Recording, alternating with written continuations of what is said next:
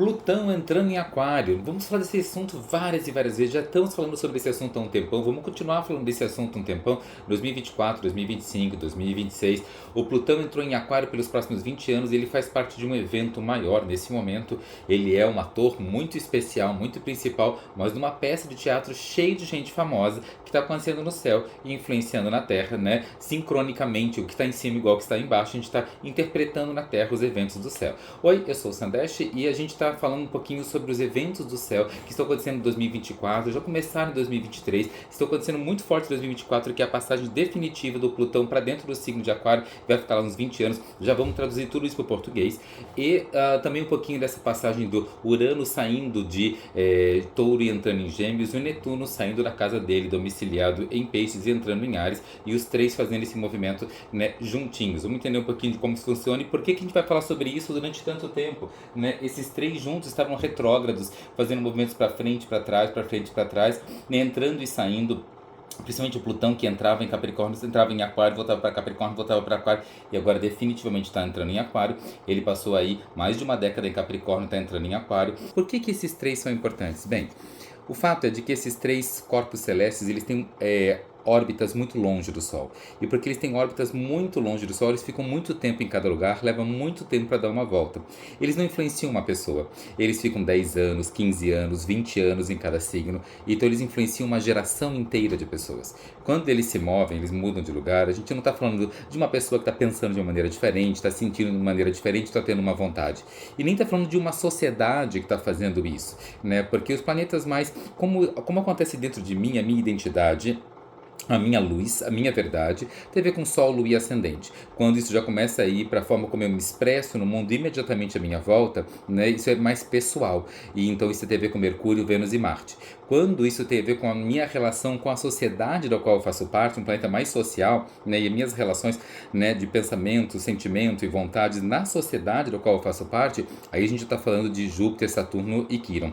E quando a gente está falando de uma influência sobre uma geração inteira de pessoas, todo mundo que nasce dessa época até tal época, dentro desses 6 anos, desses 8 anos, desses 10 anos, né, uma geração inteira de pessoas, são movimentos de Urano, Netuno e Plutão.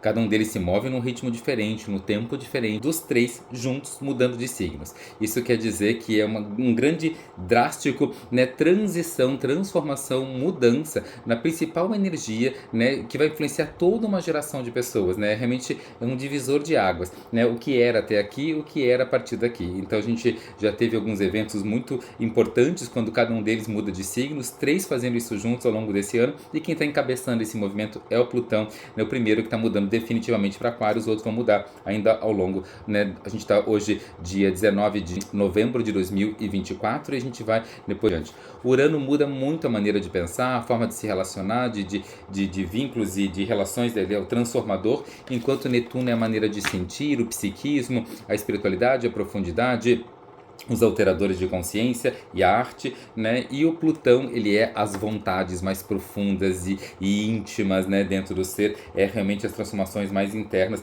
são os vucu-vucos mais internos, né? Para quem quer saber um pouco dos oráculos que eu estou utilizando, né? Tá aqui o Tarô Molinos, eu vou utilizar e vou utilizar também o Simbolon, né, que é um outro grupo de cartas que a gente vai falar um pouquinho agora. Então, até agora a gente estava com uma energia realmente do Plutão passando pelo dentro do signo de Capricórnio. O Plutão dentro do signo de Capricórnio falava muito dessa sensação de isolamento, de introspecção, de mexendo no meu trabalho, na minha carreira, na minha produção, no sentido que tinha o que eu fazia, o que eu trabalhava, o que eu produzia, né? Ele revolucionou muito as lideranças dentro do mundo, as sensações de solidão ou não, e toda a forma como eu expresso o meu trabalho, os meus esforços. E agora, Plutão entrando em Aquário, né? Então, com o Plutão em Aquário, o Plutão estava em Capricórnio, com o Plutão em Aquário, né, a gente vai ter assim uma fênix, um renascimento, principalmente no que tem a ver com ciências e as relações sociais, né? As relações de irmandades, as relações dos grupos da qual a gente faz parte.